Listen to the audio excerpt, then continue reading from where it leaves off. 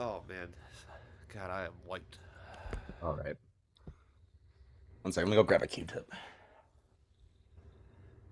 He's gonna stick it up his urethra, A first for the 3 for 3 podcast. and that'll be All our you boys first. and girls out there are in for a treat this week. Say, that'll be our real ad for Wuthering Heights. How was that, by the way? I saw you saw it. I had an absolute fucking blast with it. It was packed People theater. hate it, man. I'm seeing nothing but hate for this thing. There are things that are dumb as fuck, but there is shit that's so good, and it's the second movie this year in a row with a flesh wall and a flesh room. Um, Okay. just jarringly sad in the third act, but Have you nowhere. seen Where have you you seen any other version of it? No. The So other you than were like unfamiliar with the story. I knew like the plot and seen like stage adaptations of like scenes, but this was the first like full adaptation I had seen. Okay. Because see, I've never read the book because a lot of people that seems to be the main complaint is it's incredibly unfaithful to the book. But I have seen the 30s version with Laurence Olivier. So that's like what I'm basing it off of. So I was just wondering like how close it was to Well, even that, you I know? last night was listening to the audiobook of the book and everything, and so it's Mm. like it's different in ways, but then there's certain ways that it's also very accurate, but it's also the movie paints a different character other than Margot Robbie to be the main character, and I read that the book paints that as well, but it's not anywhere near as like heavy-handedly. Yeah, this is that girl's story, not Margot Robbie's kind of thing. So, I see. but Interesting. surprisingly, Jacob Elordi surprised me. He I did mean, look, he was way better I job think than Frankenstein. he was great in Frankenstein. I think he's a good actor. I think people need to leave him alone. Yeah, no, he killed it. I The was one going review I in saw that was funny, and it said all big this fan. raunchiness and no titty. There's no what the fuck am I even buying a ticket for then? God damn it. This is what Exactly. I was my instincts were right not going to see this thing. Fuck. Hey, you get close. You get very, very close. What kind of bullshit? Oh man. No Now I feel titties even like worse that. for all the Trust guys me. who were dragged to see it on Valentine's Trust Day. me. Once you watch the movie, you'll be like, "I'm glad I didn't see Titty because it would have sucked." No way Margot Robbie's titties are gonna suck. Sorry. Yeah, no, there's no chance. Within the Yeah. context of the movie, yes. Any day of the week. You can put her in the Frankenstein one. Literally, I don't yeah. Like care. she could be covered in dog shit. I'd still, you know. I don't care. Oh, you're not too far off. So, And we still didn't get any. God damn it, Emerald Fennell. Why? just How could rewatch you? Wolf of Wall Street. You'll get your goods. That's Very fine. true. Better movie, I'm sure. Yes, undoubtedly. I'm gonna take a three-piece with the boss sauce Picture this. and some macaroni and cheese. You just ruined the fucking punchline. Sorry. Are you drinking paint today, Sam? I'm drinking paint today. That's the point. That's the point, and that's what makes me the so point. fucking mad about this goddamn movie. It's the point. How do you hate this movie? I don't think about him in this movie. He doesn't exist, that fuck. That fucking fuck. I am still here for it. Your co-host, Mr. Workman, will not be joining us this week, for I have destroyed him for all time. That's terrible. Can we call it the Foreskin 20 episode? I'm fucking done. 3 for 3. Now that's really cool. Welcome back, everybody, to another 3 for 3. My name is Matthew Patterson. I'm joined by my two regal co-hosts, Jackson Workman and Samuel Holler. What's up? Yep, like most episodes where we don't have a special, we have two semi-similar movies, and then one way outlying kind of movie, even though it's in the same, vaguely the same area of time, but two similar and then one very different movies. think it's going to be a fun one. This was a rewatch for all of them for me, for I'd say one of the first times in a long time, if at all. Um, but yeah, uh, we have some we have some ugliness. We got some rules we got to follow, and we got to get hope that we don't get blown by a mighty wind. Um, The funny which thing too is whenever there's like two similar ones and an outlier, mine's always the outlier, it seems like. sometimes, yeah, for the most part, usually A is lot Sam of and I is like pick similar you ones. two are more in sync. I didn't think about how Coyote Ugly and Rules of Attraction were gonna like be like, oh, they're kind of similar in sense Very, in a way, very. but they're they're their own movies as well. Um, but I think we should start with the guaranteed banger that is A Mighty Wind. Jackson's pick this week, and I see why you chose it now. I was kind of confused, and then I was like, oh yeah, I didn't realize when I first watched it that we'll we'll talk about it. But yeah, Jackson, I'll let you take it away. Yes. So this this season I've been happy to get a lot of movies that I've been wanting to get on the podcast for a while on here finally. I've been wanting to pick a Christopher Guest movie for a good minute. And then they put them all on streaming because Catherine O'Hara died. So this episode, each movie is a tribute to someone who recently died. This one is Catherine O'Hara, so rest in peace to her. Um, and if you can, ladies and gentlemen, what I want you to do is, as always, picture this. You are a trio of folk singers. What's the name of your band? Why, the Folksmen, of course. And, you were known for a pretty hit song back in the day called Eat at O's. Eat at Joe's. That was your one big hit back in the day. You were a great band, though. You didn't have the distribution, to make it bigger than you did.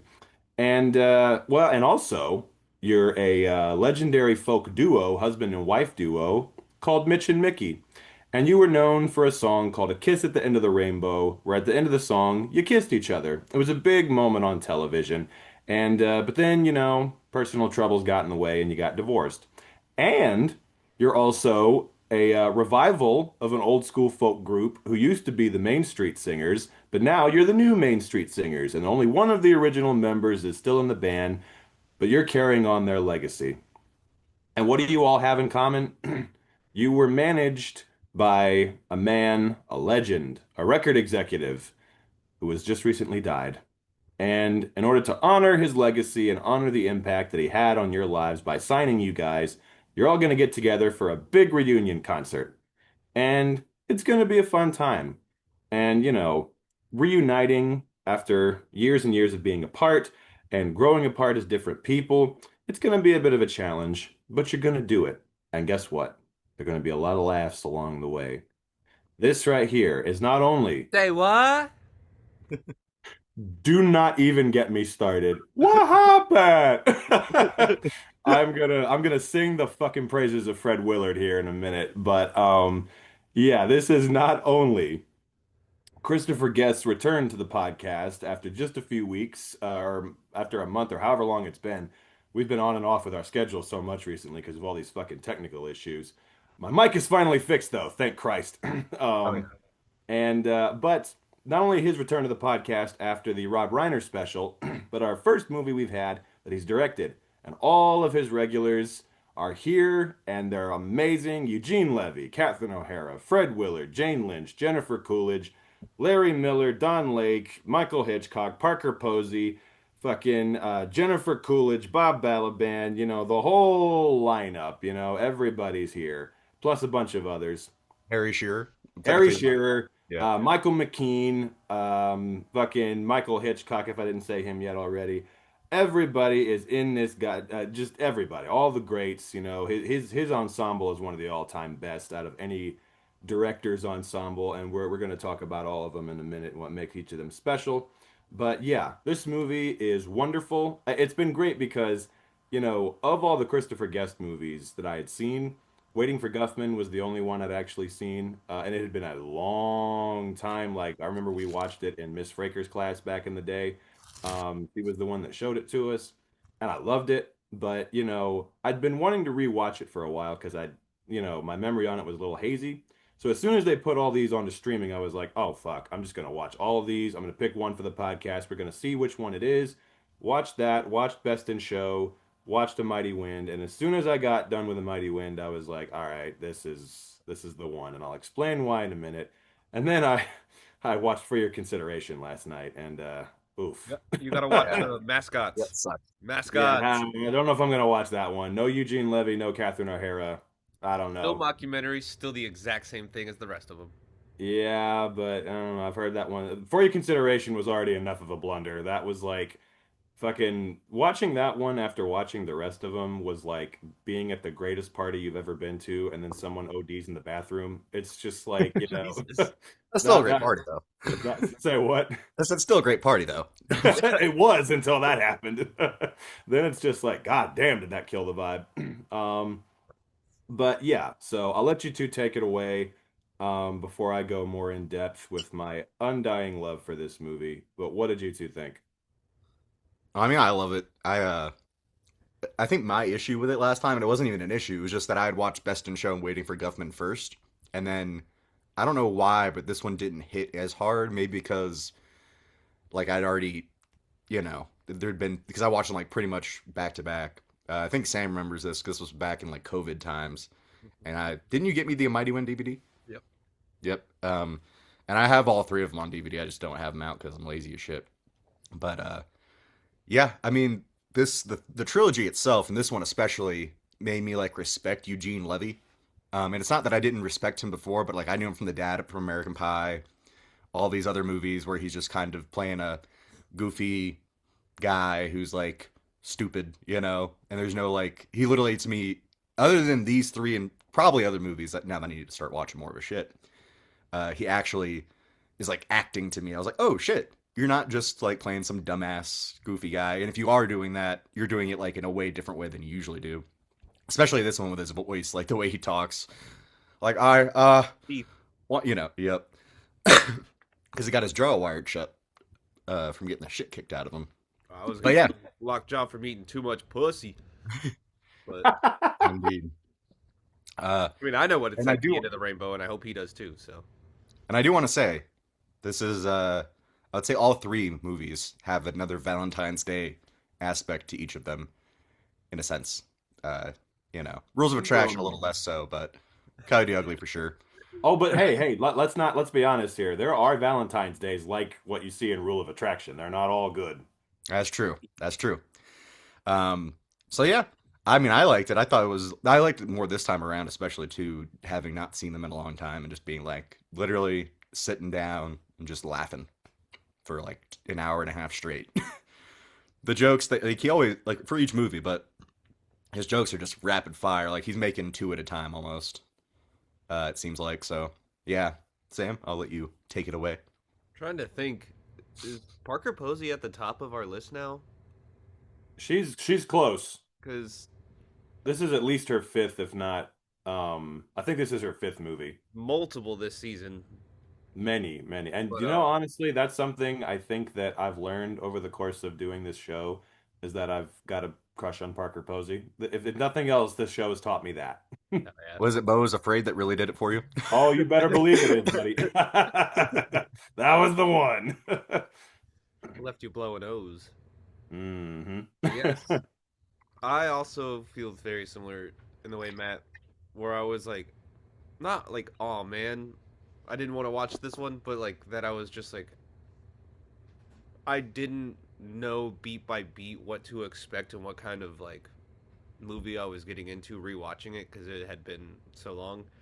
And so I was very, very pleasantly surprised at how just quickly this movie makes you fall for it, and how compared to the other two, this one is a lot more neutral, and like you get a lot more of these people's like everyday kind of like livelihoods, which I guess is the point of Waiting for Guffman and a little bit of Best in Show, but like it just I think getting these moments where like you have Michael McKean and the other two of them just hanging out and like not bickering but like go being real people who lived in these things in these environments, and then the scenes with like the Steinblum children and all of like the ways that these characters all interact, it just feels so natural, and I think it really builds and kind of pushes more emotional weight than Best in Show and Waiting for Guffman actually do in the long run, because of that and the way that it all. I mean, in music, I'm gonna be a sucker for any kind of folk music, so it just I don't know, it really hits. Unlike Bob Roberts, it's heartwarming this time. Mhm. Hey, it's true. I didn't even think about that. The similarities between this and Bob Roberts, kind of. It's what our third, fourth documentary this season. I know, just this season. You're right. Wow, we've had a lot this season. Usually, I think Sam, you picked all the other ones before this, Yeah. so I'm happy to finally get one on here. Speaking of Bob Roberts, I feel like with this and that having its correlation, Matt's pick later this episode is going to have a lot of correlation to free enterprise, or not his. My pick is going to have a correlation. Okay, I'm putting it at the end because I don't know what Jackson's gonna think, and I don't Not want to have yours, to go but through I'm another talking two about mine. movies of Sorry. like. I meant to say mine. My movie is Free Enterprise this week, and your movie is Bob Roberts Jackson, and Matt Rules of Attraction is a matter of life and death. I'll take it. An interesting comparison. I don't know. I wouldn't even say yours is going to be Free Enterprise, Sam, because Coyote Ugly at least is like has its merits. There is a It's not that scene Rules of Attraction doesn't. where But, they're in a record shop, much like the comic book shop, and he knows he can save her, but she doesn't really need him to save her, and she just falls and succumbs to his whim, much like Free Enterprise. I would never have made that connection. I'm happy you pointed that out. That's funny. Well, the difference between Free Enterprise and this is that guy actually, the guy in this actually makes money and doesn't spend all his money on laser discs. No, he just spends them on comic books. Fucking schmuck. Yeah. But he's hey, Australian. He's willing to give the comic book away to help his girlfriend, unlike the other douchebag who didn't want to fucking even pay his rent and have his lights on to, be able to. Goes God to damn, show I what hate kind of that Jackson's getting that already. Don't get me started on Free Enterprise again, god damn it. But yeah, so man, was I Wait, real quick, am I John happy Michael that- Higgins is the GOAT. John Michael Higgins, mention god damn, I forgot to mention him earlier. Fuck, he's so amazing in all of these.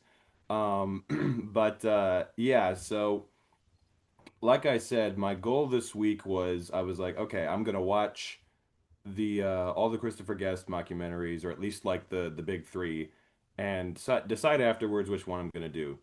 And I was thinking, I was like, it's probably gonna be Waiting for Guffman. I was like, and or maybe Best in Show. I did not think it was gonna be this one until I watched it, just because I've heard the other two were better. And then literally, like as soon as I watched this one, I was like, oh, this is the one right here. Because let me tell you, ranking these is really hard for me. All I know is that these three movies are just like pure, absolute fucking joy for me. I mean, like, if someone were to ask me, like, what movie, like, makes you happiest, like, out of everything, not like necessarily your all-time favorite or the all-time greatest, but like, what makes you just purely happy? I'm gonna be like, any of these three, like, genuinely, I watching these over the last week has been so incredible and has put me in such a good mood. I love this movie. I love it to death. I love all of them. In so many ways, this movie is my favorite of the three, and in so many ways, there are a lot of things the other two do better. So again, it's hard to rank it, but all I can tell you is that this one is incredible. It is every bit as good as the other two. And Sam kind of touched on it. This one is the most, I don't know, kind of like it's the least like it's hilarious. The whole thing is fucking hilarious, but it's also the most like kind of sincere of the three. It's not just a straight like laugh, laugh, laugh, laugh, laugh. It's like, it has a lot of moments, and so do the other two, but this one more than the other two has so many moments of like warmth and sincerity and just like all that kind of stuff. That scene at the end when they play a kiss at the end of the rainbow at the concert and everyone goes up to watch them and they do the kiss, I literally I got fucking tears in my eyes. I almost cried watching that scene. It was so fucking just beautiful and heartwarming. And I was just like, this is wow, literally one of the most touching scenes I've ever seen in anything ever. And it's amazing how it's able to walk that line of like making you laugh in 1 minute and then just tugging at your fucking heartstrings in such a real way the next minute. And everybody, as usual, all the characters are hilarious, all the comedy is fucking amazing, and everyone's great. Okay, so like, and it was cool seeing the Spinal Tap guys reunite because Harry Shearer wasn't in Waiting for Guffman or Best in Show, so I was really happy they finally got him in this one. And the three of them were like, they had their storyline together. I was like, all right, good deal. This one, And they were I all, will say this: I didn't realize Harry Shearer was Principal Skinner from The Simpsons for some Mhm. reason. Even though He's I see his Mr. name in the credits every time I He's watch it. Mr. Burns too. Yeah, well, he is. Oh shit! I didn't Yeah, really look at the credits. I just know in this one he's using his Principal Skinner voice because you can tell. Like I literally went, "Oh yeah. shit!" He's a bunch of people on The Simpsons, but yeah, and he's fantastic in this. Um, they all are, and so everyone's great. They're all great. Fucking John Michael Higgins and Jane Lynch. Jane Lynch, I swear to God, one of the biggest laughs I got in this entire movie was that scene where she's telling her backstories. Like, what was the Not So Tiny Tim? That's the porn parody title. Fucking made me fall back in my chair. I mean, a lot of the jokes did, but that was one of my favorites. Bob Balaban had such a great part in this too. He was so funny as like when he comes out on the stage and reads the announcement of just like, please do not play with the plants in the lobby. They are dangerous and they may kill you or stuff like that. And someone His we char- also forgot to mention, Ed Begley Jr., Oh who's yeah, fucking great in this as well. I was gonna say Um, Bob Balaban. His character to me reminded me of the most realist. Like they're all realistic characters in a sense, but like I was like, I know people like him. Where he's like, where are the mics at? yeah. There's gonna be the mics. They're just the mic stands, bro. Yeah. It's like, or It's, like, it's, is this 3 dimensional? yeah, I was about to There's say, no yeah. dimensions to this. How can there be something real and three-dimensional and then something two-dimensional right next to it? Yeah, That doesn't make any sense. I know. It's like, dude. Yeah, and everybody Jennifer Coolidge's part in this one isn't huge, but her few scenes, she fucking killed it with that dumbass voice that she's doing. I was like, "Oh my God, she came to play this time." Wait, two But people from American Pie in this. I just realized. I know, yeah. Her and Eugene Levy and Fred Willard who was in American Wedding. True. So technically. And let me just tell you something, okay? Everyone in this company is goated. Fred Willard in every movie. Not he's always one of the ringers in every movie. Bro was on some god tier shit in this one. Every scene he had, what I was rolling, I was laughing so goddamn hard. I was like, okay, he came to play like in this one. He was the funniest one to me in this one. Like every fucking like, what happened? I was fucking dying every goddamn time. Like, where's the real mayor? Where's the like? You're just the deputy mayor, huh? What happened? He kept trying to force that in every time. God damn, he was I love the absolutely part killing where me. he like tries to say the year that it happened, and he just like That shit killed me. But it's so funny though, because I'm like, and here's the thing. I have spent so much time. What the fuck? he jumped up on my laptop, and I had to Oh shit. close everything He out. has some thoughts as well. Not as much as him though. But what was I gonna say? Oh, but I have spent so much time just fucking going so hard against, like railing against Paul Feig and like his style of comedy, that like bullshit improv thing that he does and I'm like, this right here is how you do it. Like, because all of Christopher Guest's movies are improvised and they're fucking hilarious because Christopher Guest understands what's funny and what isn't, first of all. Plus, he also, like, from what I read, he shoots like tons and tons of footage, like 60 hours of footage basically, and then just cuts it all down, only keeps the funniest shit, so he's got a lot to choose from. And it's like, okay, no, I'm just going to keep what works and get rid of what doesn't. It's not like Paul Feig just pointing a goddamn camera at Kristen Wiig and then the first dumbass thing that she says makes the final take. It's just, whether it's funny or not. Her Like getting this. choked with the cat was funnier than most of the stuff she has done in Paul Feig's movies. Leah and her, yeah, literally. That was funnier than anything I've ever seen her do in a Paul Feig movie, literally. So yeah, and again, like this reaffirmed like my belief that like, okay, you can do that properly. You just have to have a director who knows what's funny and what isn't, you know? And yeah, and I'm gonna say something else too. I've been listening to the goddamn soundtrack for this quite a bit because the songs in this are fucking banging. Um, Kiss at the End of the Rainbow and Wandering and like all these songs are just great. And again, it's like, what's not to love? Like every scene is either hilarious or heartfelt. You care about the characters. You're so invested in it. Everyone just like plays their part very well. The only thing that like was like to me not as good as the other two was this one, not every cast member had like a huge part. Like I thought Parker Posey was a little underused in this one, and a couple of the others like Jennifer Coolidge and Larry Miller, but they still all like did great in their parts. But compared to like Best in Show, where everybody in the ensemble had like an important part and were used properly, this one didn't do that as well, but everyone still killed it. And So that's the I'm about only to thing say I can fuck really you. say. Fuck Say what? you, because Best in Show has such a good Parker Posey role, but not only that, it would have had the return of Will Sasso to this goddamn podcast, and Oh, I you're low right. key needed that in my soul. So I'm just I gonna was have to happy find to see other him in that. movies where he is in, so he could become a part of the Hall of Fame. We'll get him in here somehow. But yeah, I was happy to see him in Well, that that's just where I tiny feel little like part.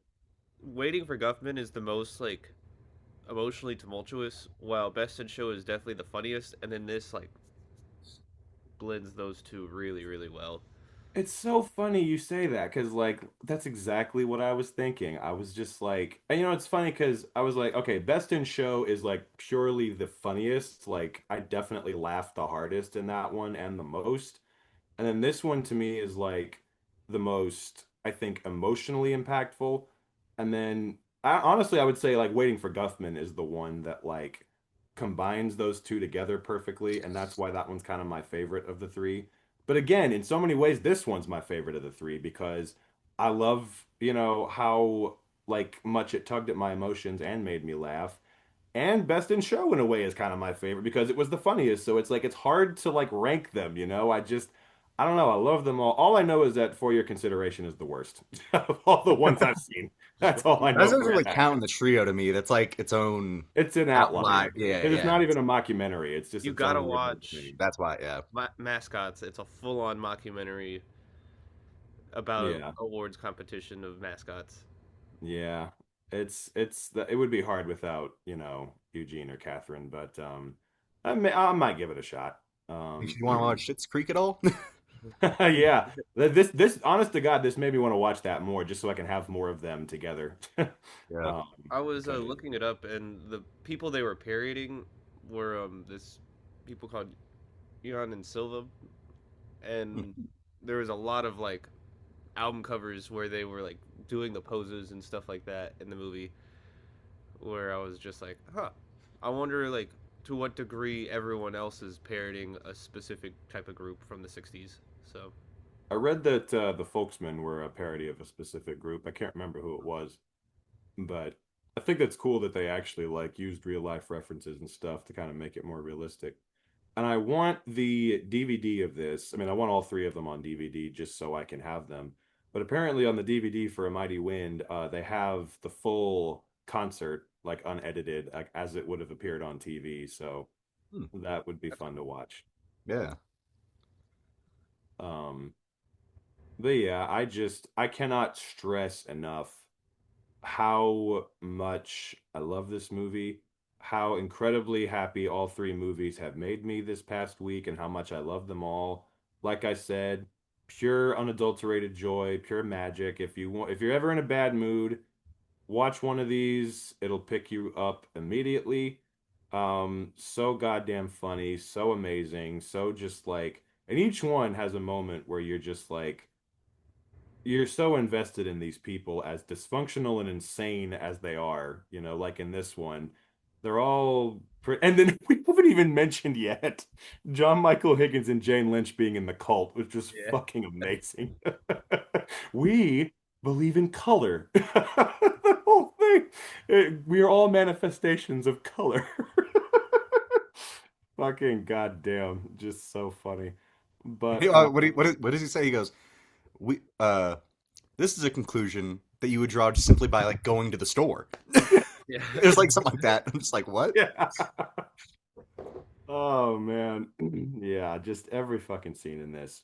And then when Michael Hitchcock slaps Bob Balaban on the head in that one scene fucking took me off guard so bad. That was just fucking hilarious. And yeah, just every Well, that's where I think this movie definitely like combines some of the best elements of all three because you get so many of every returning person that are significant within the other two, coming back with just even more insane personality and like pizzazz and presence. So well, and it's funny because like literally by the time I got to this one, every single time like one of the OGs showed up, I literally was like Leonardo DiCaprio like pointing at the screen like I got like I was really excited every time one showed up. I was like, "Yes," you know. So I was like again, it gets you when you watch the other two and then you get to this one, it like makes you really excited and seeing each of these people, it's like, "Oh, a familiar face," you know. So yeah, I don't know, man. Can't say enough about it to everyone out there, you know. They're all on Netflix. If you got the time, I would heavily suggest watching these three. You can keep going after that if you want. I wouldn't recommend it. But the holy trilogy here, I would heavily recommend it because, yeah. And this one, like I said, it was just like automatic. As soon as I saw this one, I was like, this is the one I'm gonna pick for the podcast because I feel like it needs to be, you know, the other two I think are better regarded than this one. Not that this one's not, but you know, I'm just like I do think this is the one that like people would put third a lot of the time in the trilogy.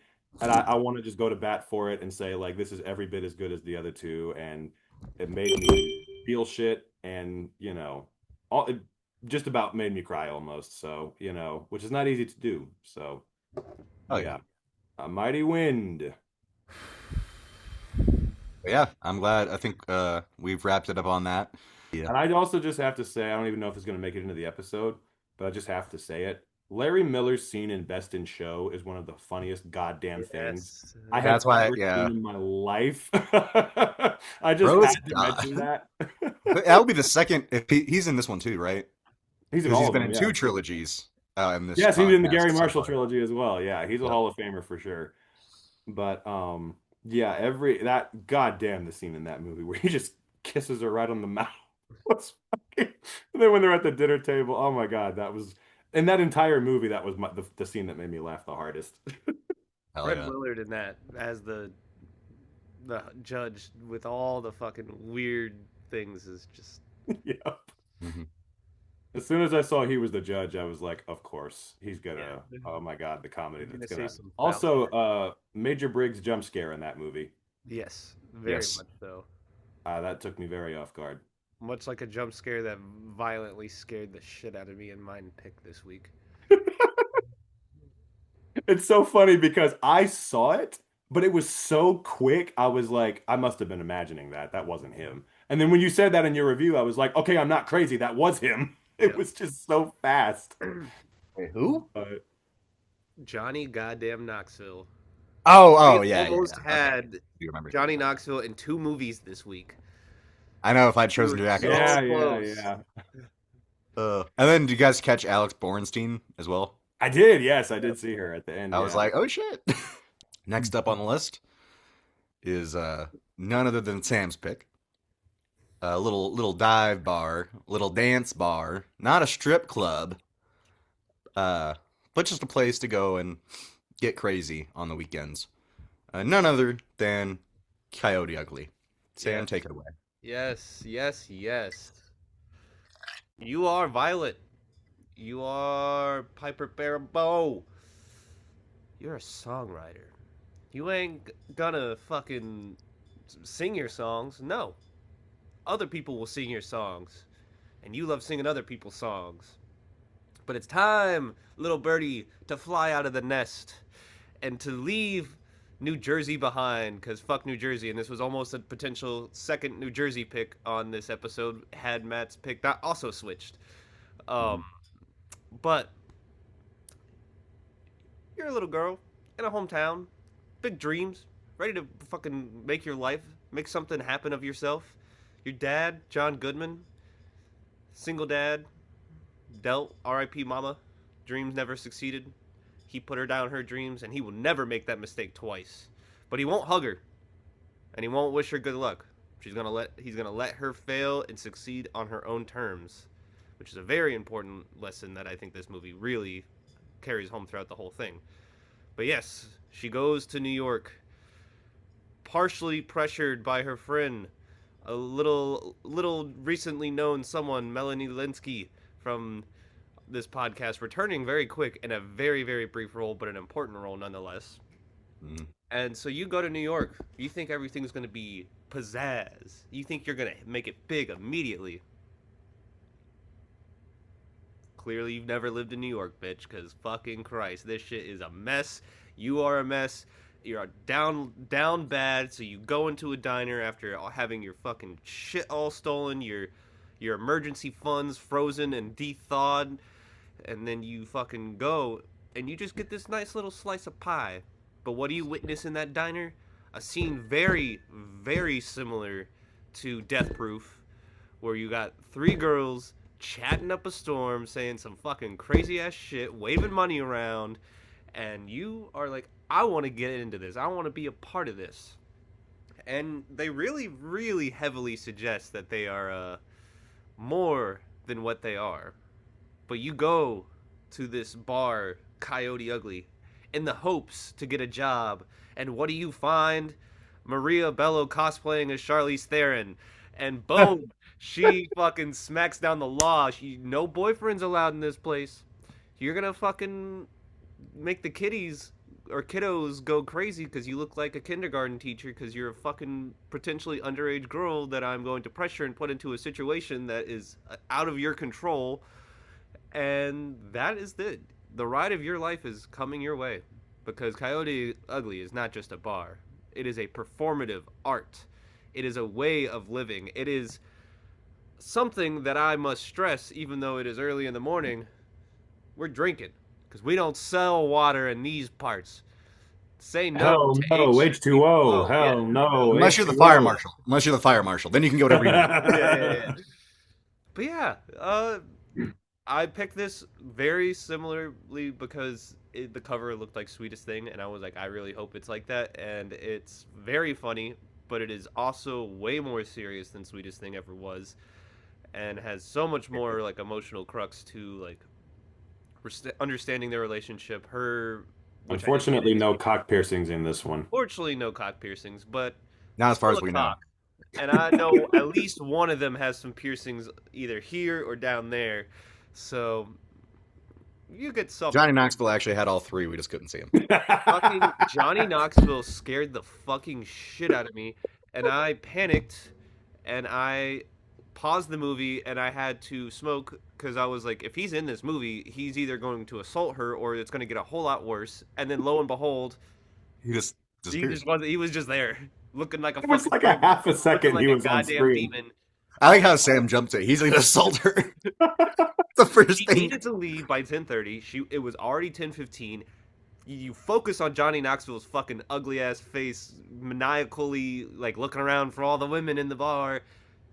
Lo and behold, I assumed he was going to cause some trouble that prevented her from leaving. No, the one that I thought was going to assault someone was, we want to talk about a jump scare. Michael Bay is the goddamn photographer. That was, Yes, yeah. And then that coming back with John Goodman fucking slapping the newspaper, and he's like, the other toll booth men are putting these up in their windows.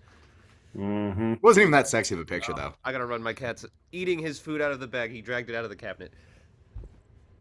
What the fuck? Is he a raptor in Jurassic Park? That's fucking nuts. Well, while Sam's gone, I just have a little something I'd like to say. Can't hear it. Can't hear it? Yeah, we cannot hear anything. God damn it. My audio was fucked up. Is your original sound for musicians on? Original sound for musicians. Should be in Is the it upper on? right hand corner. There we go. Yeah.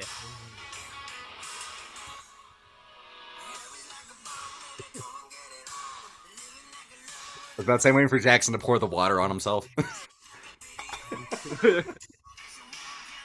But that is also why we're here today.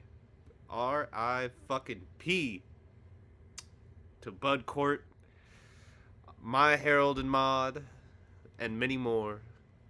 This man was the GOAT. Not a very big part in this, but an important part nonetheless. He's the one who sends her to the bar, so he is a very important part.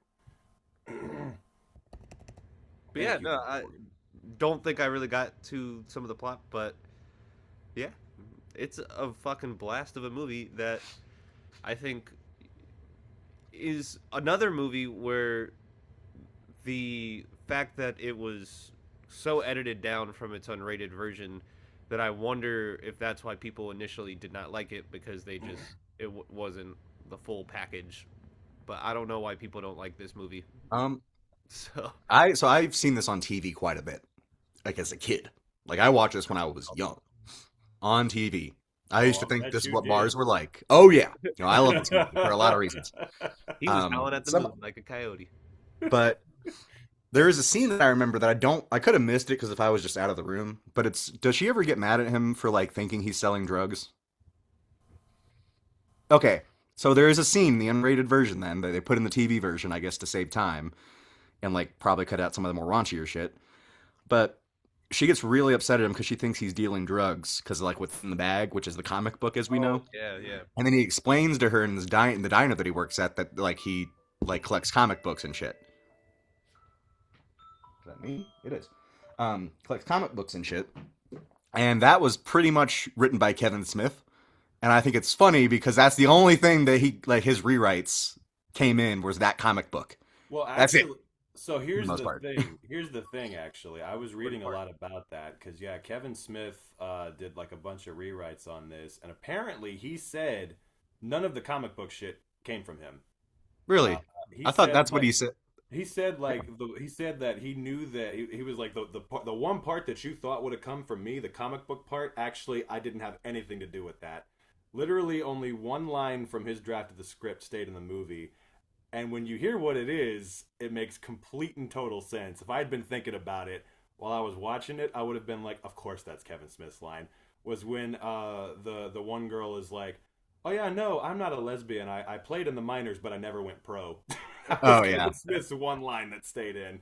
Well, I know he did a bunch of rewrites and none of them stayed in, and it's like, okay. I mean, I didn't hate the movie at all. Apparently, a lot of his like plot points that he came up with stayed in. Just none of his dialogue except for that line. Like apparently there were a lot of major like elements of the plot that he did contribute to, but and he according to him like 8 writers went through this and only the first one got credit. So Wow. I mean, I don't know. I still enjoyed it this time around. Comparatively, you know, like I enjoyed it as a kid, but then I was like, you know, they don't really make movies like this anymore where they give it a good budget and it's not, you know, if you read the script, you wouldn't be like, this deserves to have Maria Bello and Piper Perabo and Tyra Banks and all these people in it. They still did it anyways, and it's still low-key a classic in a sense. I had a fun time with it still. So. Yeah, so this was interesting. Because I'd always been curious about this movie. For a very obvious reason that, I think everybody's curious about when they thinking about watching it. But, I was like, no, I'm going to watch this for the plot. I watched Coyote Ugly for the plot. Not for the obvious reasons. But, so I didn't really know what to expect because, of course, I'd always heard of this movie, but I didn't really know much about it other than it had, like, a really big cult following it was a big hit, it had a big cult following and everything like that. And then, I found out after it was over, I was like, oh, okay, so a lot of people do not like this movie, or a lot of critics anyway, did not like this when it came out, said it was incredibly stupid. It was just an excuse for, like girls to have a wet t-shirt contest. And I'm just like, I mean, Sounds good to me, but anyway, if you need more than that, that's on you. But but no, I was like, okay, I don't know, man. I was reading a lot of negative shit about this after it was over, and I'm like, genuinely, I had a fun time with this, and not even for the obvious reason. Like, I genuinely really enjoyed this a lot. Like, I did really like the story. I really liked the characters. I really liked, I don't know. I was thinking like, man, that was literally my Letterboxd review was, man, I don't know. I had a fun time. I literally don't get what is bad about this. If you want to say it's generic, okay. Like, I guess I can't really argue with that. A lot of the plot points are pretty generic, but like, You could say that there are thousands of movies about someone who is trying to make it big and going on their own and yes, failing and succeeding and all that kind of shit. So yeah, you've seen it a million times, but and this doesn't do anything like super original with it, but I mean, for what it was, man, I thought it was, I was invested in the story. I was invested in,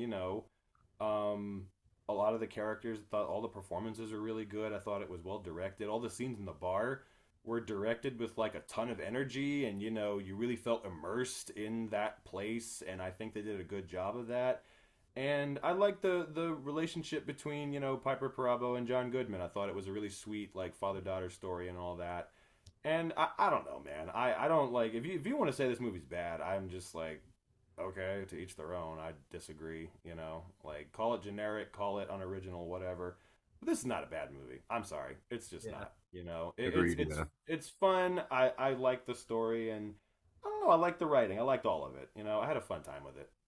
I really thought John Goodman was gonna die or have a heart attack because like him constantly like eating the KFC and stuff and hiding his like stuff, and then boom, he's in the hospital. I was like, oh fuck! But then just to find out he got hit by a car is just like also fucked.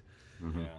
But then the emotions of the scene where she's driving to that gig, and all the toll booth thing, people are having the sirens go off, and then she pops that Yui and fucking almost kills everybody. And then pops another Yui. Can't let women drive. Sorry, you can cut that one. No, I'm keeping that one. The moral of the story. I mean, I don't know. Like, John Goodman was, of course, great. I really like the Australian dude. I don't remember his name off the top of my head at all. Adam Garcia, I believe. Yeah, Adam Garcia. Yeah, I thought he was like. I remember as a kid, I always liked him too. But like, I was like, this dude's charming, but he's not too like douchey. But he's not too like pretentiously like, like a like good guy ish. He towed that line really well. He was that close to just fucking her and pretending he was the music dude for the club. But he didn't. Had his boss not come out and call him a little shit, minimum wage shit. But that's what I liked is they do have that moment of like, okay, this guy's kind of a sleazebag. But then you find out later, like, oh no, he's not. He's just like he grows as a person as the movie goes on. So, yeah, and we haven't mentioned Bud Cort yet. But that's why you chose this, I think, Sam. Yeah. Or have we mentioned him already? Yeah, briefly. Oh, we did briefly, but yeah, him dancing though with them at the beginning, I thought was really funny. But there was a very, very obvious cut where she was like Tyra Banks was talking to them, and then it cuts to her getting ketchup from a different table within the same sentence. And I'm like, oh, she definitely got up and like asked them for their ketchup, and we just didn't see that. Yeah. So now that you mention it, yeah, that's true. We also haven't mentioned, in my opinion, the the finest of the Coyotes, which is Miss Bridget Goddamn Moynihan, who was a very awful character for a lot of it. Just she was very mean and very unkind towards Piper Perabo. But then I liked in the end she kind of came around too. And I'm sure in the original cut of the movie her subplot was much bigger and it clearly got cut down quite a bit. But for what it was, I liked it at the end where she ends up coming around and going to the concert. That was cool. And still them joking about her probation and her anger issues because she has to fight that dude. Mm-hmm. So, yep. I also liked that scene in the beginning when she first moves to New York and she's trying to play like on the roof, and she hears that dude rapping and or not rapping, but she hears the rap music while he's dancing to it. And at first, I remember seeing I didn't remember the scene, so when I watched it this time, I was like, oh, is she gonna get like annoyed and then she just goes over and starts putting it into her song, and I was like, oh hell yeah, I fuck with that. I fuck with that scene. I feel like that probably happens in New York a lot. Well, that's two things. One, that scene made me think of later when they really fucking make you think he's fucking that other girl, and she just is waiting at his apartment for him and comes down the steps and sees him take her in, and then lo and behold, he was just selling his apartment and stuff like that. And where it does all this stuff where it manipulatively puts you in these certain emotions that Piper is, or Violet, the character, is kind of going through in some other characters' situations, but then you come to find out later that it's a whole different thing. Like Maria Bello, first words she says is like, "Oh, you're from Piedmont, North Dakota, aren't you?" And it's like you find out that that's actually where she's from, and it's the whole connection of everything. And that's why I think the biggest thing that blew me away was Maria Bello, because Dexter, she is a complete opposite character in every way, shape, or form. Yes, she is the most timid, most not inept, but like unable to carry herself in a way that she has confidence or any sort of control of any room she's in or any kind of power or prowess. And so seeing her completely 180'd, that's why I immediately was like, Charlize Theron, because she just gave that energy and she was so badass. Oh, damn. What? You're not thinking of Maria Bello, you're thinking of Julie Benz. Is that Rita? Yeah. Fucking hell! What? Another one? No, because like I honestly thought Maria Bello was like it is like a guest star, because I was like, I think she isn't a guest star. And then you started saying timid, and I was like, that doesn't sound like her if she was in the show. Like I think she'd be like an FBI agent or something. My whole life, I have thought Maria Bello was Rita. Nope, it's Julie Benz. Well, when you said timid, that's when I went, oh, I think you're talking about Rita. Julie Benz, for putting this credit onto your name. I didn't know Maria Bello was in Dexter. Like, what? I was just kidding. I was like, she probably had a cameo that I'm forgetting about. Nope. My brain is blown. Add that to the list. Add that to the list. But this one I'm not ashamed of, because I've carried this for like 10 plus years of my life. So. But to your point, Sam, Maria Bello is, I think, a very versatile, underrated actress who has had such a great career in so many great roles, and isn't always like recognized as much as I feel like she should be. And she is great in this. Very, very fantastic and very believable as that person. Now I need to watch A History of Violence. There you go. Still haven't seen that, but yeah, I know. But I'm trying to get into more Cronenberg as I go along. But what was I gonna say? Oh, one of the funniest stories to me about the making of this movie is the fact that apparently in the test screenings, the biggest thing that all of the test audiences wanted to see more of was more John Goodman.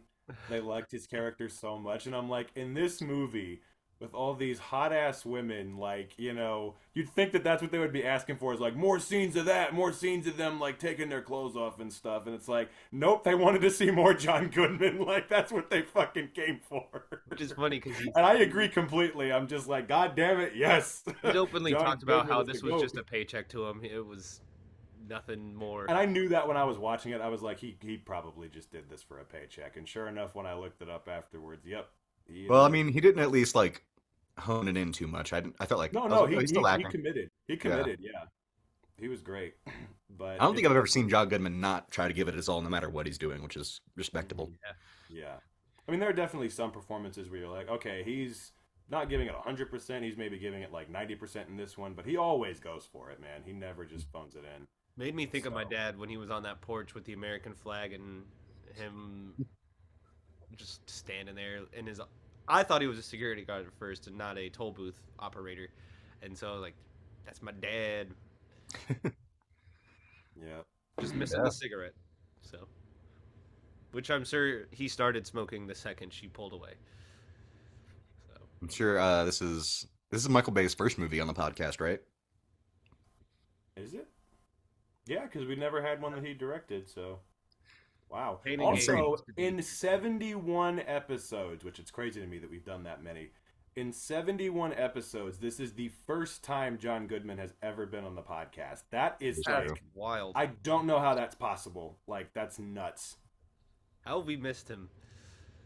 like literally for that long. That's just it seems completely improbable. But I'm happy we've got him on here finally. Same. Well, if you guys are wrapped up on Coyote Ugly, unless you got anything else to say about it, Watch it.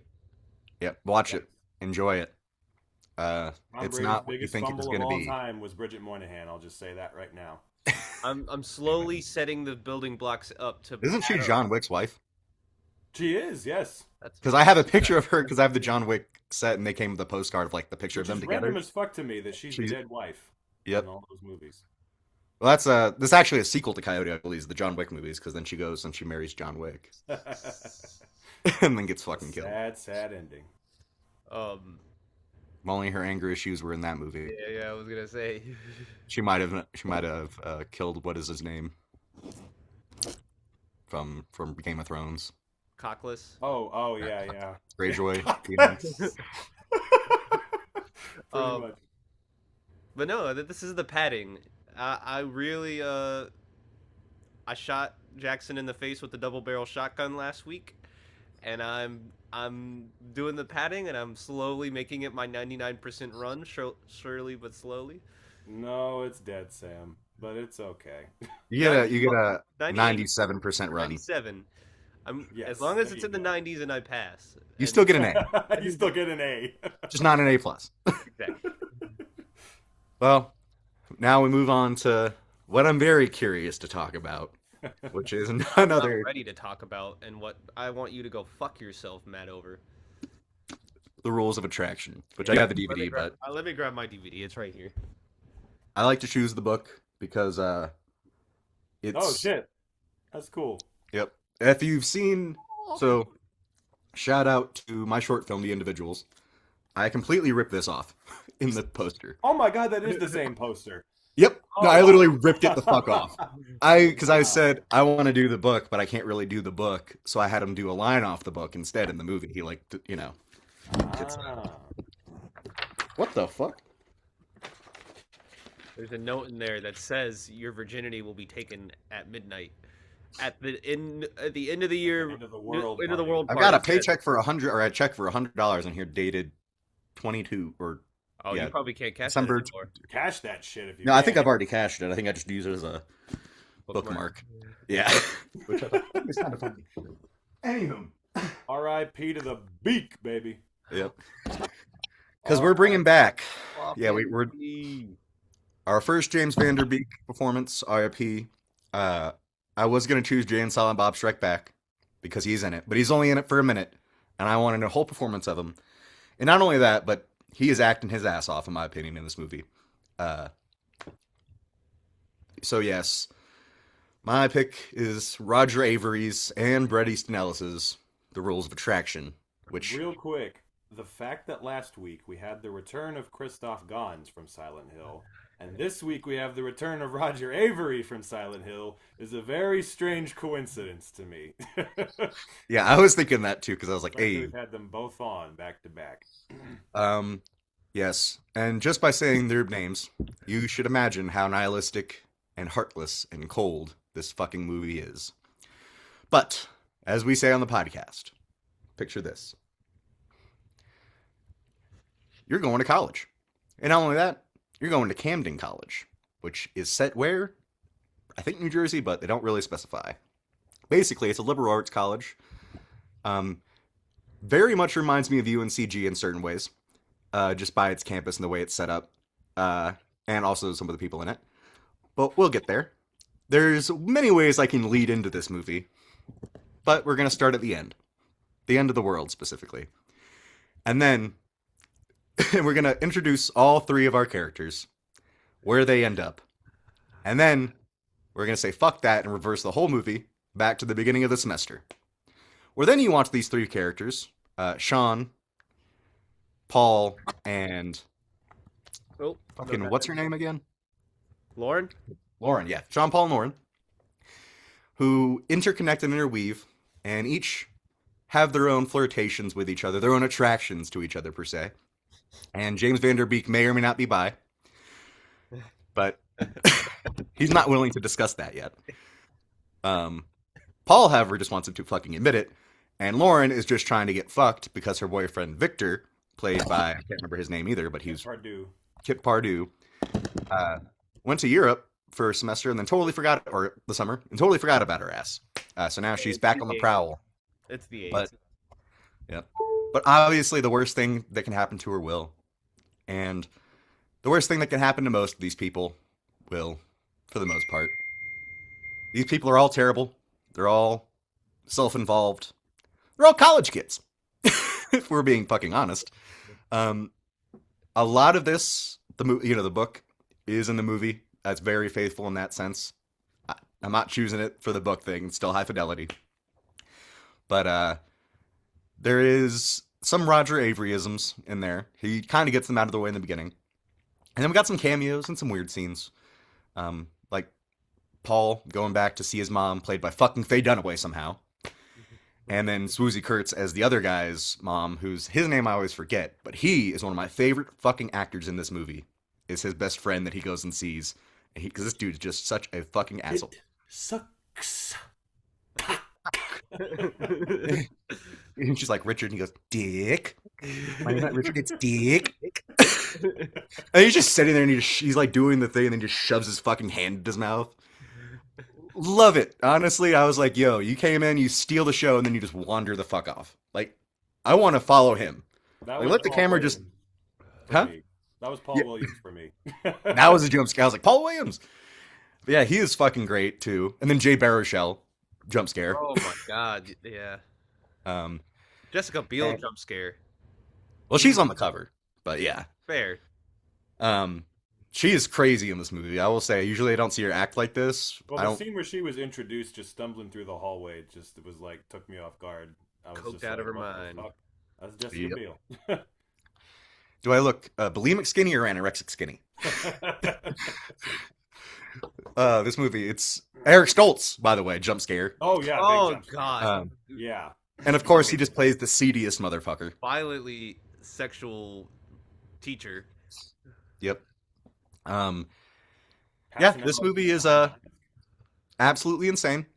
There's gonna be more I have to say about it. But again, I'm gonna plug this one more time. The Individuals is my version of this mixed with shortcuts, and it actually has a bit of a heart comparatively to this. I will give the book credit. While it is still heartless, there is a little more nuance to the character's thoughts and feelings. Just a little, but enough. And yes, Jackson, in case you're wondering, the book does end in the middle of a sentence. Okay. Yes. So they got that right as well. Dead ass on point. It starts in the middle of a sentence and then ends in the middle of a sentence. Seeing And I was that like, in a book would be fucking wild as shit. let me see if I can. Well, I mean, it's the last page, but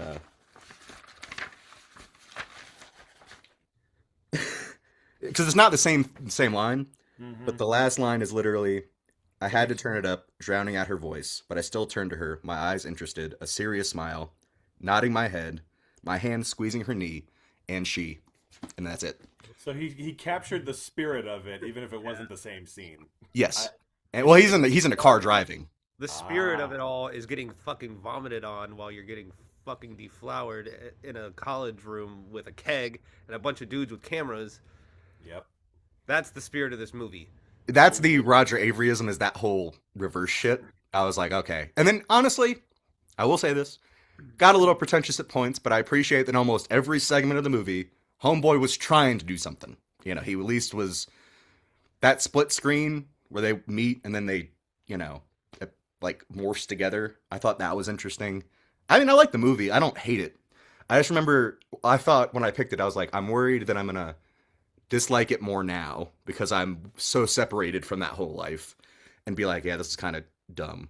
I thought that in the beginning, and then it just kind of turned back around where I was like, this isn't that dumb. It's just weird, and it's its own thing. And God bless it, he's trying. This movie is traumatizing. Yeah, it's very traumatizing.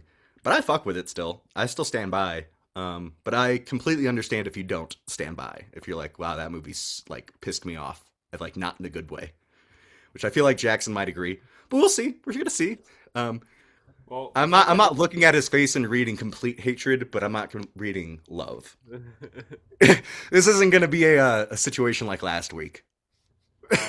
I don't know any movie where James Vanderbeek is climaxing on shrooms while climaxing inside Jessica Biel right before Shannon Sossman fucking walks in and then runs away and walks into a fucking dead girl's body. Like this shit, it gets worse and it gets worse and it gets worse, and I fucking hate my life because of this movie.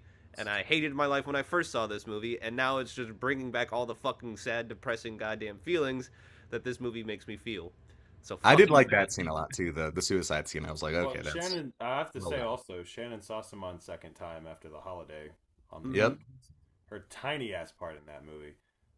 And also, before I say anything else, we have got to acknowledge the batshit crazy performance from Clifton Collins Jr. in this movie. Yes. Yes. I mean, absolutely Very berserk. crazy that this and Boondocks were like right by each He's other. really giving the whoop ass fajitas in this one. Man, do you want some Coke? Well, get your own then, bitch. I just fucking love the way he said, like, the hand movement and everything. The dude Bro pulling was out the absolutely machete. wilding like- in this one. He channeled his Alfred Molina from Boogie Nights like hardcore in this.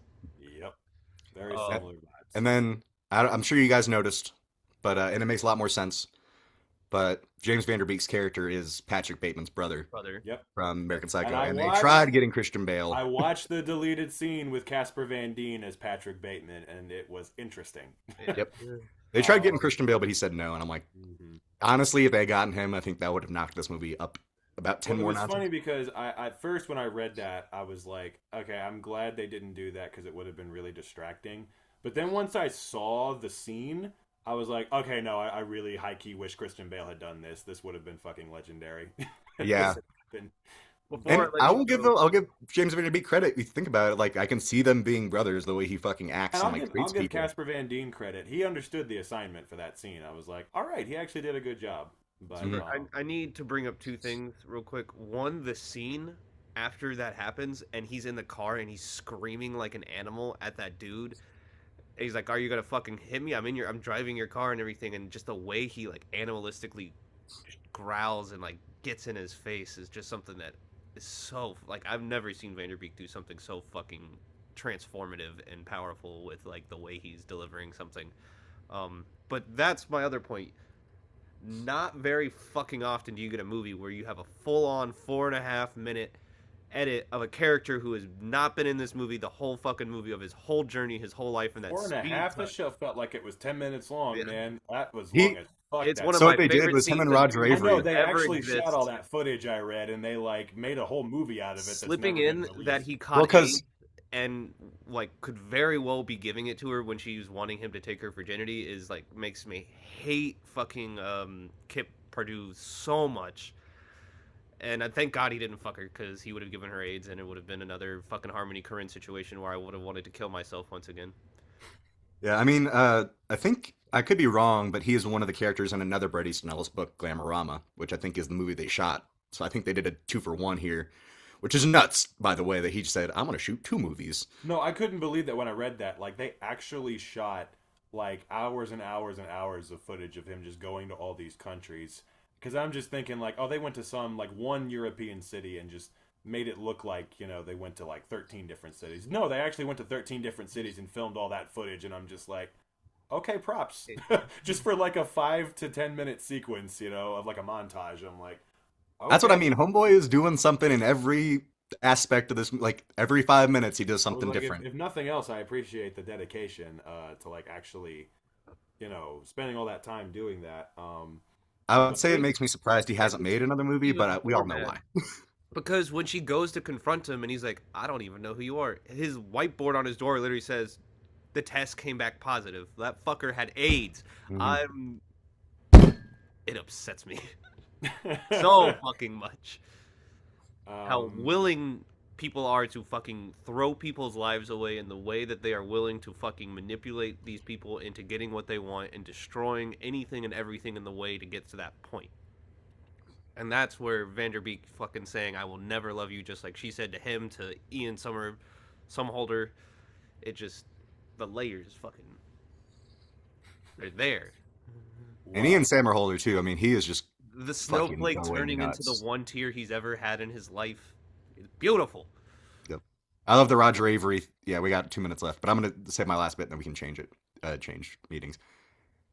He said apparently that's like you said, Sam. It's because Sean Bateman can't cry, so they had to have the world had to cry for him. And I was like, that's fucked up. Not gonna lie. Yeah. All right, Jackson, I'm ready to hear what you have to say. Oh, I don't think you are, Mr. Patterson. I don't think you are at all. In the slightest. Because, my friend, well, let me just start off by saying this was one that I've always been curious about because, as a gigantic fan of Pulp Fiction, I've always been curious to like find Roger Avery's other work, and just kind of figure out like what his sensibilities are as a filmmaker, like on his own. And this is the only thing I ever really knew that he like wrote and directed himself.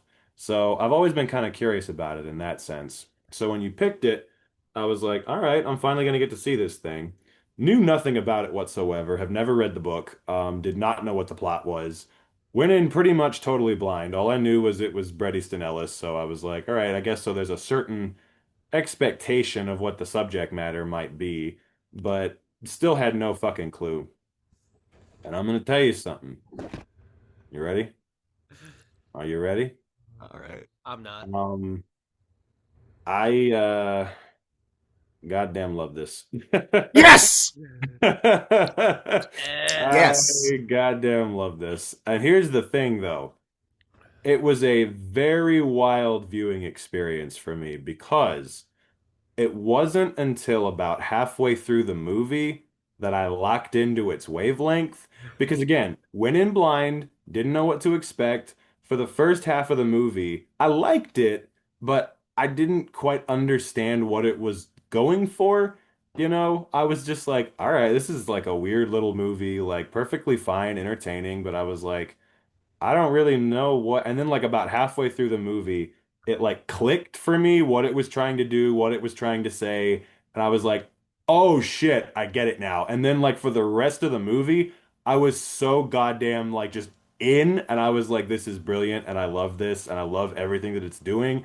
And it's so unconventional and it's so unique. It's the good version of something like Southland Tales to me, where it's like just actually got a fucking point to it and the satire is actually fucking like really, really like smart. And it's not just some dumbass Justin Timberlake lip syncing to a killer song. It's like, no, this is actually really goddamn fucking like, it's unique and it's interesting because I'm like, I, I can't think of any other movie I've seen so specific with like what it's trying to do. I applaud Roger Avery a lot for like what he brought to this, like, and I apparently because I read that I think you said it already, Matt, but like according to Bret Easton Ellis, of the four adaptations, movie adaptations of his novels, this is his favorite because he said it's the most faithful to what he was trying to do.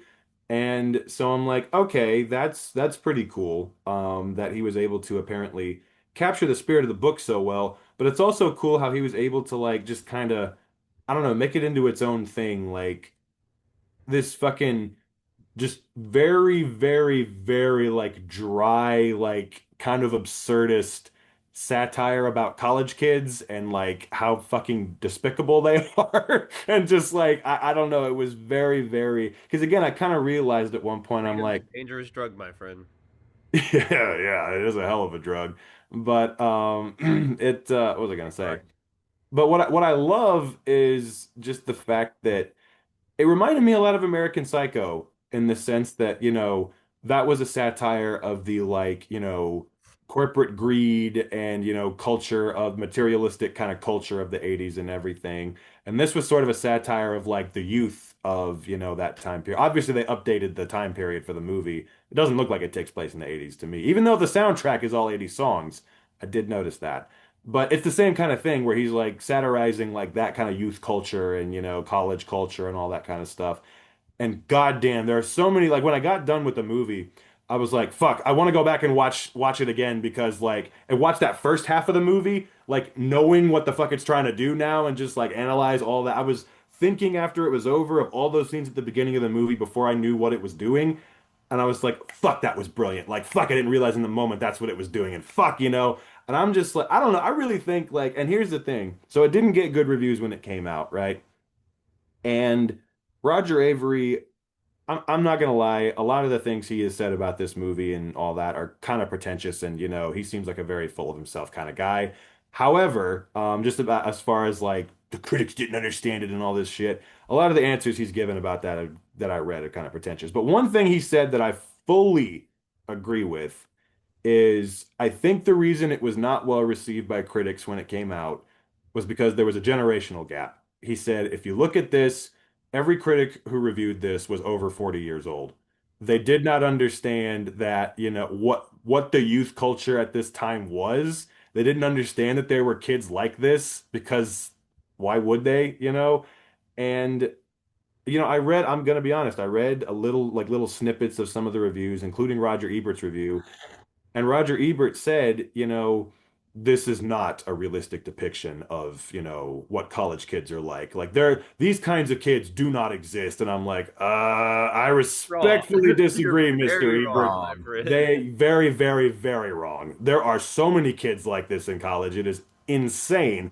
And so I Yeah. was like, okay, Roger Avery was clearly right. Like, I mean, no disrespect to Ebert or anybody else, but I think maybe there was a bit of a generational gap, so they didn't quite understand how relatable this is to kids who have been in these environments before, as you guys were That's saying. yeah, like when I was reading the book for the first time, I was like, why the fuck am I reading a book about all of the people that I know? I'm like, Hmm. Like, everything. this movie is so dangerously close to towing the line of where we could have ended up had we made the wrong decisions. I mean, I I just think think it's true for a we're lot not of people. we're at least not as terrible as some of the Oh, people in the, like, completely. because I feel like I'm like, Completely. yes, I've been in these environments. I've seen people that are just as bad as these guys, and I'm Yeah. not talking about Lauren necessarily, but even her character, like, I there's people that I know that are like her too, and it's like, yeah, they're very close. They and it's kind of sad, but Mhm. especially in college, you can get away with doing that type of shit, and it just goes by the wayside a little bit. But I just there are so many scenes where it's so specific what it's making fun of. And so specific, like just the way that they're satirizing so many of these aspects of like college life and these young people and how they behave. It's like I've never seen anything like it. It's like this movie is so unique and so brilliant with the way it's just and so many scenes like that are just so goddamn funny, even though the most soul-crushing thing is happening. It's fucking just the dark humor of it is so funny. Like that scene where, well, first of all, just the fact that like you spend the whole movie thinking that this guy Victor is like this is the guy that she's in love with, She keeps saying like he would like take me in his arms and make me feel okay, like unlike the rest of these guys because he's the best and he's the one that I want to be with. And then at the end of the movie you find out he's arguably the biggest piece of shit in the movie is just like that already on its own is just hilarious. He's an But then just ink that sprayer or that's head spreader. yeah, and that scene Or where she goes to his dorm and he's just like I'm sorry, I don't have the faintest idea who you are. the It's fuck? so terrible. It's so soul-crushing, but it's so goddamn funny. Just like this is, I don't know, there's so many things in it where I was like, wow. I applaud the shit out of Roger Avery for like really being unique and inventive with so many of the choices, like the reverse stuff. And Matt, I'm glad you pointed that out. That split screen thing was god tiered the way they like, made it into the full pic. I was like, wow, like dude was cooking with this one, like no doubt about it. Like, Yeah. you don't even get the full intro for every single character for like maybe the first 20, 30 minutes of the movie. And each character has had so much shit happen to them and so much shit they've done to other people within those first like introduction stuff that it even down to the letters being like you see her, the girl that killed herself that was sending the letters to Sean and everything, like all the seeds are sowed in that first little bit where you're introducing everybody. Yeah, I love when they go like back and show you all the scenes she's in because you're like, I did not fucking like I knew it now, so I saw her every time. But before, when I first saw it, I was like, damn, she really was in like half the shit. It's wild though because I'm sure like most of the people when they see this for the first time until they show the flashbacks don't remember even who she is. But the second they showed her in the bathtub, I was like, the fucking kitchen lady was the one sending the letters. Like I recognized her immediately, and I was like, what a crazy plot twist. Like I just didn't see that coming. And again, it's like so many of the fucking moments are so goddamn subtle. Like there's no dialogue explaining it or anything like that. Just the again, it's soul crushing, but it's so like darkly funny that the kitchen lady was the one the whole time, and like she was such a major part of the story, and then she just like, kills herself like that. Like again, just what it's satirizing in that moment. And I'll say this. I'm jumping around a lot, but Matt, I completely agree. I don't know who that actor was, the dude with the sunglasses smoking the cigarette. Jack I don't know Daniels. who that guy was. That fucking was the best, maybe the best performance in the goddamn movie. Just that one scene he was in. His deliveries, I was like, this dude is insane. I 1,000,000% believe this guy. His deliveries were fucking just all of his choices were just nuts. And I was like, who the fuck is this dude? Just his Well, I delivery. looked him up. I looked him up when I was watching it, and I can't remember his name again because I always forget his name. But he hasn't done much. He's been on That's TV. what it seemed like. I Does a mean, lot of I TV, and I'm like, couldn't. wow.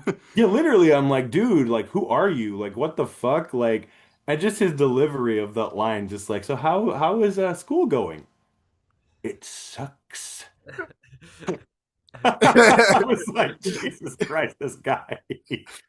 But And I will say this: apparently, that scene where they're dancing to "Gotta Have Faith," or that was they just kind of filmed it randomly, and they kept it in the movie, even though he wasn't sure if he was going to keep it.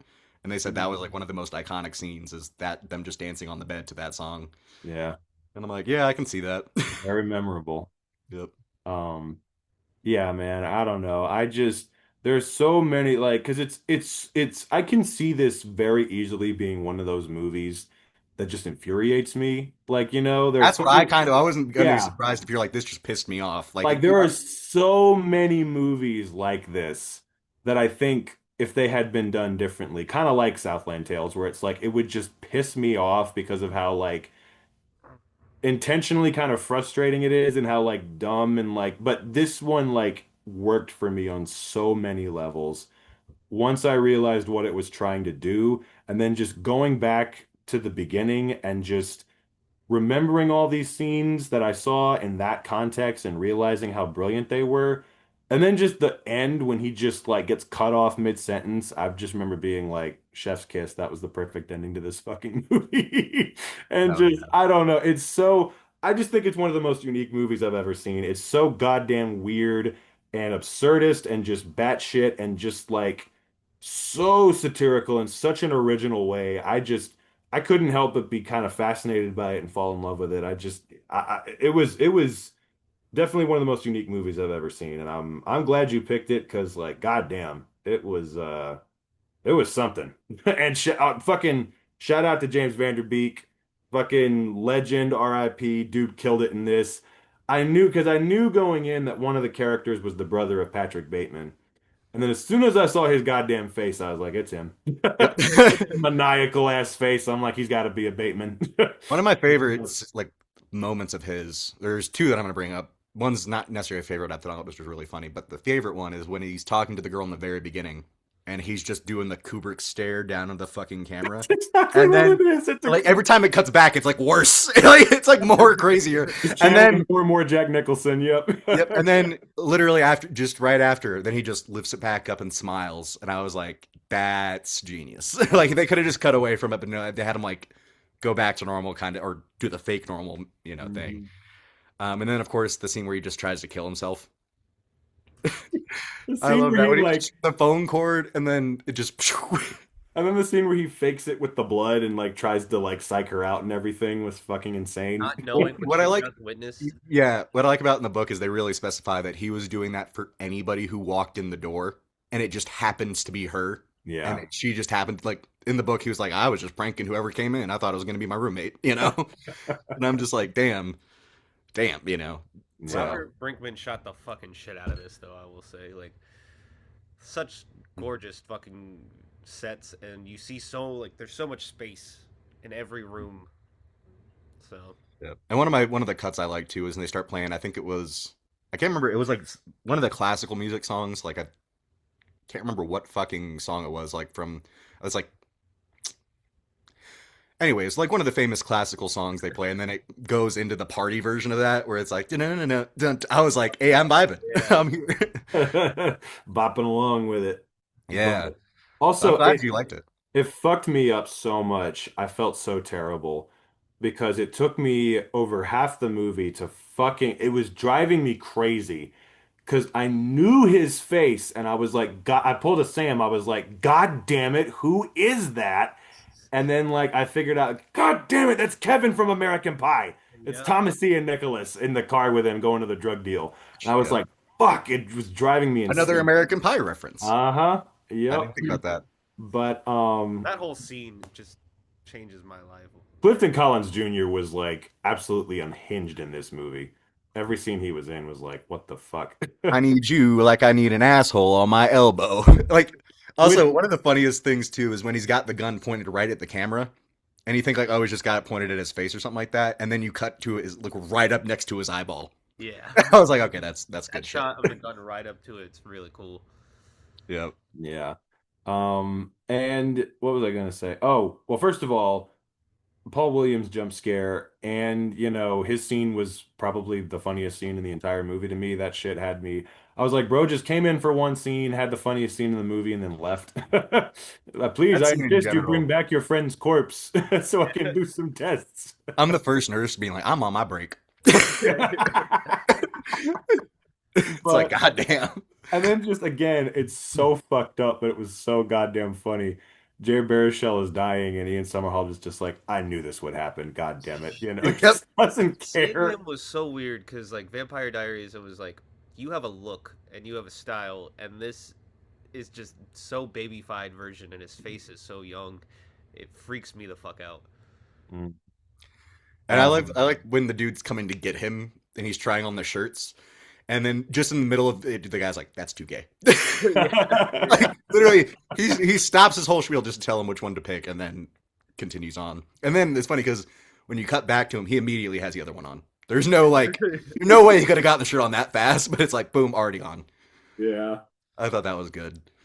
But I guess one more thing I'll say is like, I don't know. I think one of the things that I love about it so much is just like so many of the scenes, down to the littlest little scenes, they're so specific, like what they're satirizing and making fun of.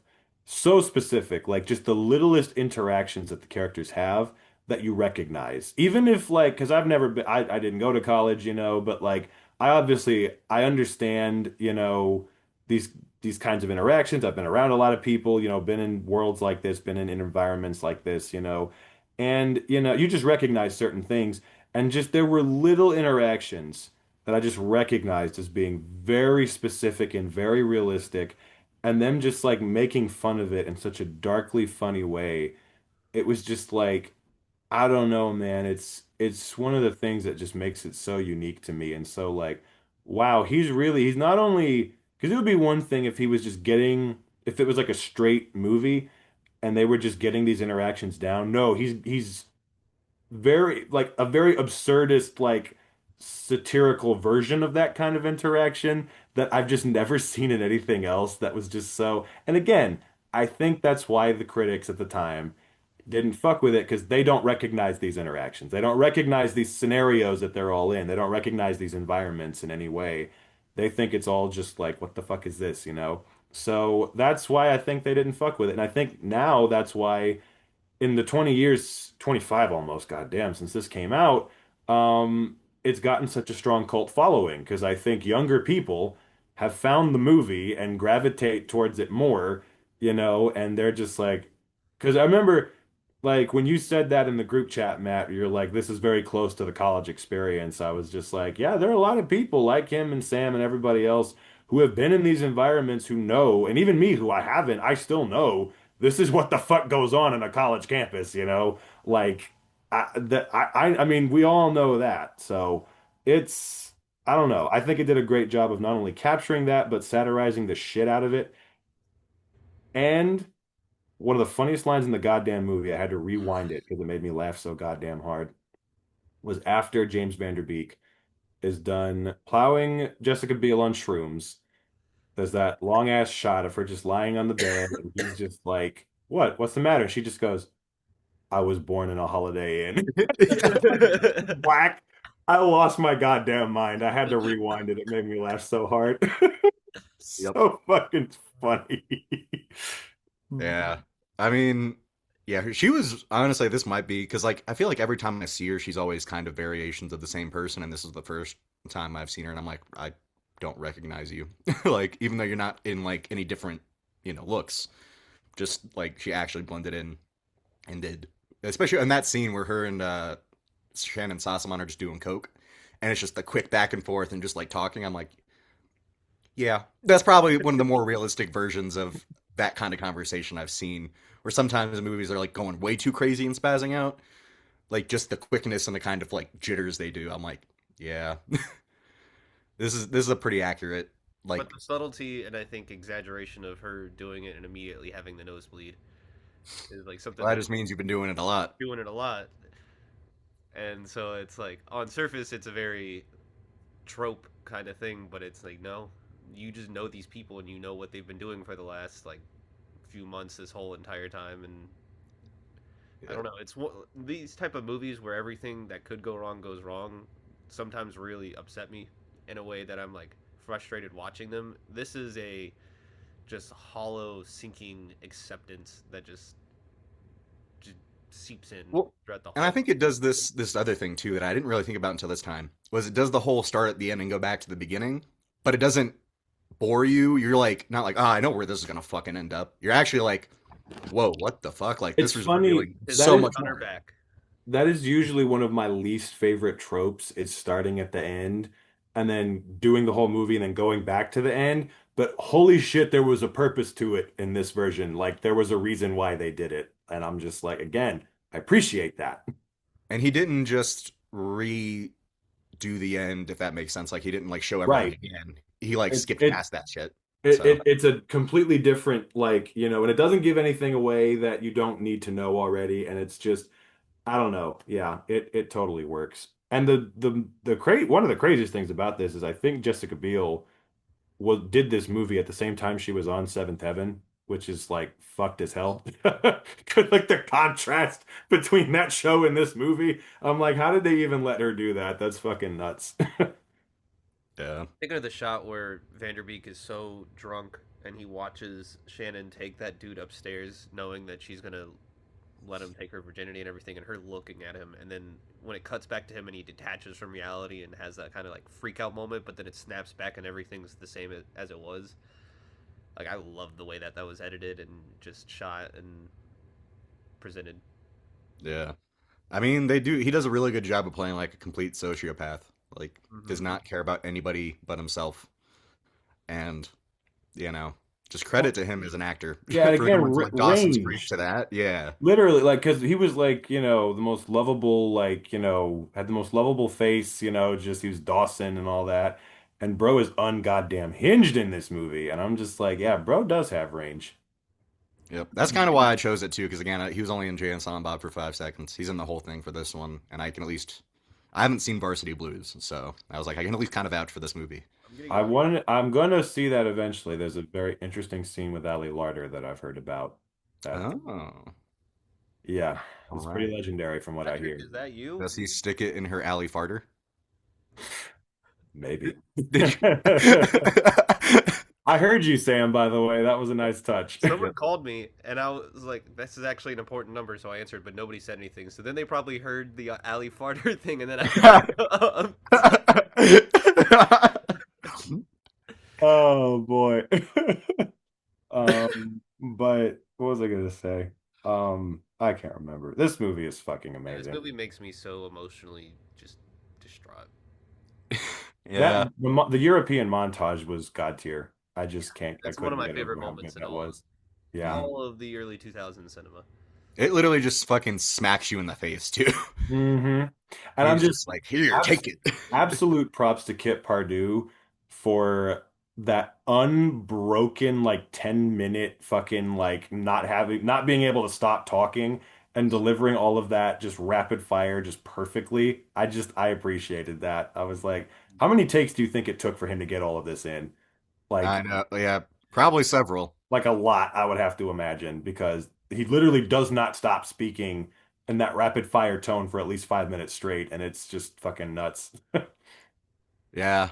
I mean, I kind of wish they had released it like on the DVD as a special feature. Like, here's this whole other movie too you get, but I think they were gonna try to like somehow release that one and it just Apparently, didn't. there's like some kind of legal issues that have prevented them from releasing it. So I don't know. I don't remember what exactly, but Yeah. And then did you um, guys notice the Tarantino line in the very beginning?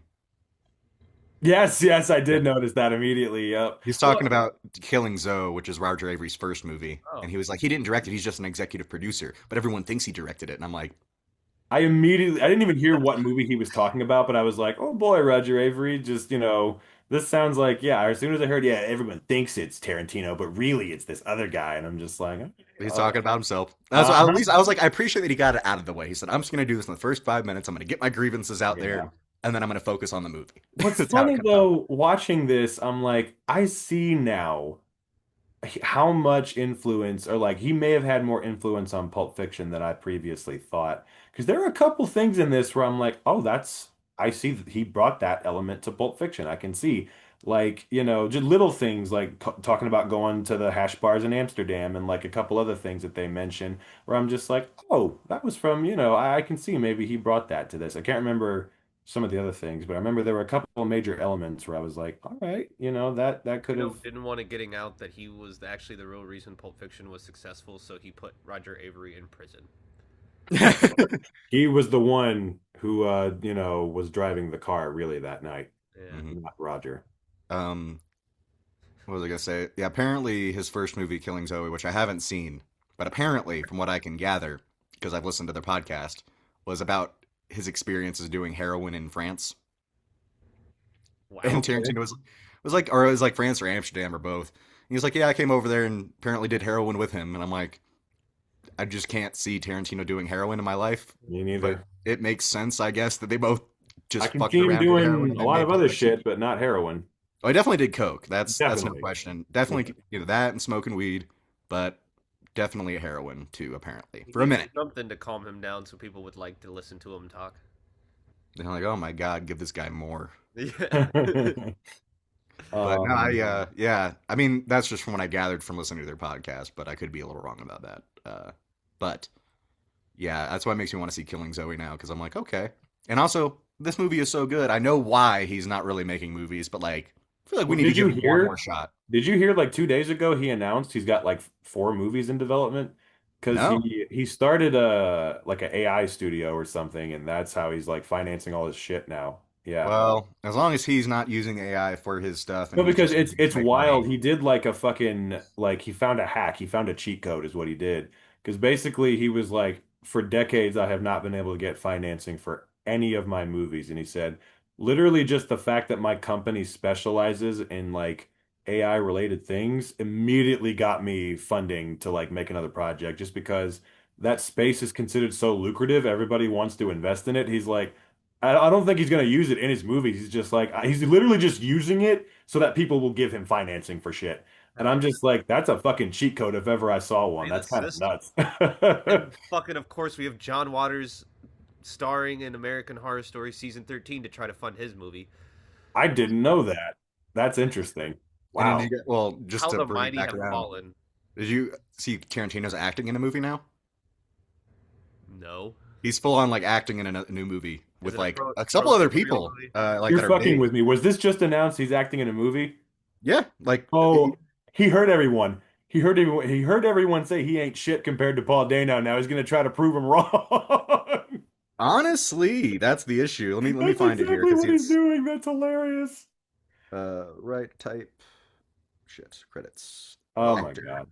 Well, that's cool. It's You- either y'all only know I think it's Jared only what we Carmichael, the can. comedian.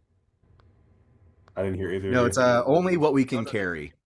Yeah, I know that guy. Gerard Carmichael. He wrote a screenplay to the Django Zorro crossover movie, based off of Tarantino's first script. Interesting. Yep. So yeah, the one he's in now is got Sophia Boutella, Charlotte Gainsbourg, Simon Pegg, and him. and it's written by this guy Jamie Adams, who apparently just wrote him a letter saying, "Would you be in the movie?" And he was like, "Sure." Okay. And I think it's in post-production. Show him how it's done, Quentin. Yep. So it's hilarious because I just rewatched Desperado recently, and I was just like, "Oh man, I'm telling you, Paul ain't got nothing on this right." But yeah, Tarantino's not even a bad actor. He's just not a great actor. Just don't give him an accent. Yeah, that's what they say. He's nowhere near as I mean, he's not. It's not his day job. He should stick to directing. That's all I'll say. He's not bad at it, but he should stick to directing. But I mean, we'll see. I mean, I'm kind of curious to see of how all it's the like. actors who have ever played a rapist whose dick gets melted off due to a zombie apocalypse, I gotta hand it to him. He's the best one I've seen do that. Fair. That's yeah. Oh my God. We're recording, right? We missed one big thing from Rules of Attraction. Fucking Fred Savage, guys. Oh my God. Oh, Oh my God. I cannot believe we didn't talk about that scene. blink and you miss it, kind of. Oh thing. my That goodness. motherfucker still bedridden from Princess Bride. Yeah. This is just his character in the He's an future. adult version of the Princess Bride kid. You can't change my mind. Yep. You can't change my mind. He is Oh my so God. fucking good in this too, and he's just like, "You're fucking up my shit. Stop! Just don't fucking throw up my pillow." Like he gets so pissed, really fast. Him putting the cigarette in his belly button was fucking insane. And then also, he had a fucking silent film playing behind him on mute. That's how you know he's fucked up on when he's got the silent film on mute. I didn't even realize that. That's amazing. I was just like, I just because I looked at my notes and that was the first thing that popped up was Fred Savage still bedridden. I'm so glad that you brought that up. God damn, that was fucking. We just got to hilarious. clip that in there somehow. That was a hard derailment, but a worthwhile one. Indeed, because we've read the Rules of Attraction, we have gotten a little Coyote Ugly, and we were uplifted by a mighty wind. And now, ladies and gentlemen, that brings us to the end of this 3 for 3 podcast. We hope you enjoyed. We hope you will check out these movies, and if you can, like, subscribe, comment, vote in the polls. Are we 3 for 3 this week? Oh, I think we are certified 3 for 3. I am very much so 3 for 3. completely. So we did our job here, and we hope that you come back next week for another set of movies, and see again if we can be 3 for 3. Probably not. Probably not. Depends on what we pick. Depends on what Sam. No, I'm just kidding. Yeah.